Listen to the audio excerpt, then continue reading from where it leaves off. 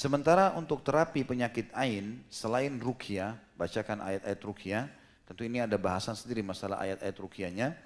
Tapi Nabi SAW pernah disebutkan dalam riwayat Imam Malik dari Muhammad bin Abu Umama bin Sahal dari ayahnya, yakni meriwayatkan hadis ini disebutkan, innal aini haq tawadda' lahu fatawadda'a lahu. Sesungguhnya penyakit ain itu benar, berwudulah untuk menghadapinya, lalu ia pun berwudu. Kata sebagian ulama hadis adalah seseorang yang kena ain, dia menyuruh orang yang mengenakan dia ain. Kalau kita tahu siapa orangnya, mungkin karena dia hasud atau apa saja, suruh dia berwudu, kemudian air wudunya disiram ke badan kita atau dipakai, maka ini akan bisa membantu menyembuhkan pada waktu itu juga. Dan itu terjadi juga dalam sebuah hadis yang sahih bahwasanya seorang sahabat pernah mandi, kemudian ada sahabat yang lain melihatnya, kemudian sahabat yang lewat ini mengatakan, sungguh wanita atau gadis pun yang dipingit tidak ada yang seindah badanmu. Maka tiba-tiba orang itu pingsan, kena ainnya. Lalu Nabi SAW ditanyakan waktu itu, beliau mengatakan, siapa yang melihatnya waktu mandi? Kata mereka, fulan ya Rasulullah. Kata Nabi SAW, panggil dia. Disuruh wudu, kemudian disiramkan ke badan orang yang pingsan tadi, kemudian bangunlah dia. Maka ini termasuk cara terapi, selain membacakan ruqyah, ayat-ayat tadi hadis Aisyah radhiyallahu anha dalam hadis Bukhari Muslim, juga dengan cara seperti ini. Kalau tidak ditahu siapa orangnya, maka sebagian ulama mengatakan dibolehkan dia untuk berwudu dan air wudunya sendiri yang dia gunakan untuk disiram ke badannya, ya, bekas air wudunya sendiri. Disebutkan dalam riwayat Abu Razzaq dari Ma'mar, dari Ibnu Taus, dari ayahnya secara marfu, al-ainu haq walau kana syai'un sabiqal qadar lasabaqathu al-ain fa idza stuksila ahadukum falyaktasil. Penyakit ain itu nyata, kalau ada sesuatu yang dapat mendahului takdir, tentu sesuatu itu adalah ain. Apabila salah seorang di antara kalian tertuntut untuk mandi, maka hendaklah ia mandi. Artinya kalau ada orang yang mengatakan kemungkinan kena ain saya misalnya, maka saya akan mandi dan saya akan berikan. Atau ada orang mengatakan tolong mandilah atau wudulah, berikan kepada saya airnya. Kita nggak boleh tersinggung teman-teman sekalian. Karena sunnah Nabi SAW adalah kita ikuti keinginan dia. Makanya kata Nabi SAW, siapa yang diminta untuk mandi atau wudu maka dia lakukan. Kemudian dalam riwayat Jabir, ya, hadis ini diriwayatkan oleh Bazzar dengan sanad hasan, dan hadis ini marfu, innal aini la tudkhilul rajulul qabra wal jamal al kidra. Sesungguhnya ain itu dapat memasukkan seseorang ke dalam kubur, artinya sampai menyebab mati, dan unta bisa masuk ke dalam kuali. Ya. Jadi saking luar biasa bahayanya penyakit ain itu. Salah satu juga yang efektif selain ruqyah syariah, selain juga mengambil air wudu atau air mandi orang tersebut atau dia sendiri yang wudu, maka juga dilakukan dengan cara mengucapkan Masya Allah Tabarakallah.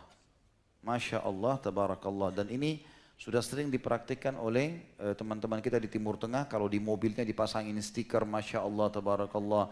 Kalau di rumah pintu masuk seperti ada kaligrafi, ya, itu ditulis Masya Allah Tabarakallah.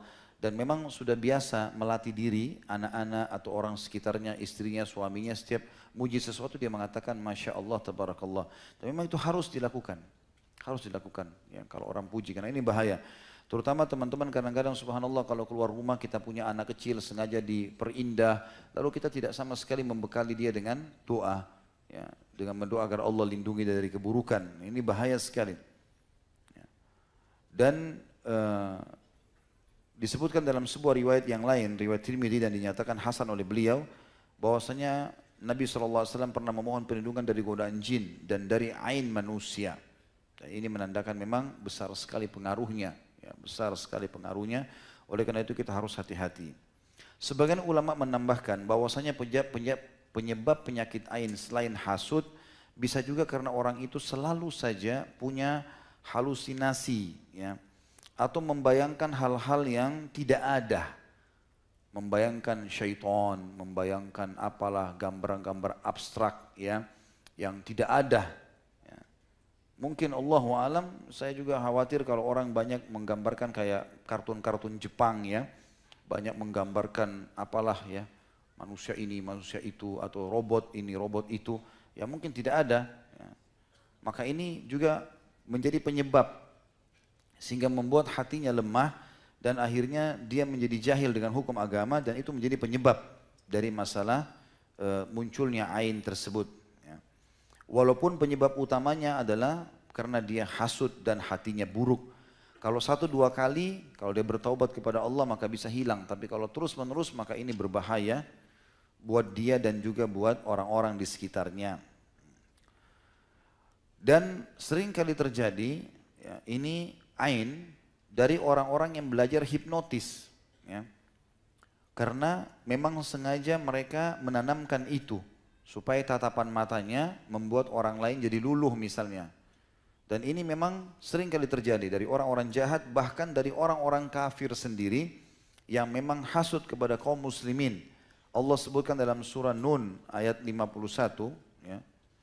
A'udzu billahi minasyaitonir rajim wa in yakadul ladzina kafaru liyuzlikuka bi absarihim lamma sami'u dzikra wa yaquluna innahu lamajnun. Dan hampir-hampir saja orang-orang kafir itu mencelakakan dirimu dengan pandangan mata mereka, gitu kan. Dan pada saat mereka mendengar kebenaran ya, dan mereka berkata sungguhnya orang ini adalah orang gila. Ya, maksudnya mengatakan tentang Nabi alaihi salatu wassalam. Tentu di buku ini cukup banyak sekalian kalau dimiliki tentang Ibnu Qayyim rahimahullah, beliau ajarkan tentang doa-doa ruqyahnya. Seperti a'udzu bikalimatillahi tammat min syarri ma khalaq. Ya, aku berlindung kepada Allah dengan kalimat-kalimat Allah yang paripurna dari kejahatan makhluk ciptaannya. A'udzu bikalimatillahi tamma min kulli syaitanin wa hammin min kulli ainin lammah. Aku berlindung kepada Allah dengan kalimat-kalimat Allah yang paripurna dari gangguan syaitan dan binatang serta dari gangguan ain yang dahsyat. Ya. Dan cukup banyak hadis-hadis atau doa-doa yang disebutkan oleh beliau. Saya datangkan saksi bahasan saja kalau memang ruqyah dibolehkan di sini termasuk dari masalah ain. Kemudian ada hadis-hadis Nabi SAW juga yang berhubungan dengan masalah ruqyah, ya. Masalah ain ini disebutkan dalam riwayat Imam Muslim, rakhasa Rasulullah SAW fi ruqyati minal aini wal hummati wan namlah. Rasulullah SAW mengizinkan untuk ruqyah terhadap penyakit ain, gigitan binatang berbisa dan penyakit semut. Ya. Yang dimaksud penyakit semut bukan sengatan semut ya. Tapi orang-orang Arab dulu biasa mengatakan penyakit semut, ada penyakit yang tiba-tiba memunculkan di antara 2 alis atau 2 mata seseorang belang-belang. Ya, atau di kulitnya muncul belang-belang, entah seperti apa, tapi begitu keterangannya, belang-belang semoga Allah menjaga kita, maka itu juga dibolehkan untuk ruqyah.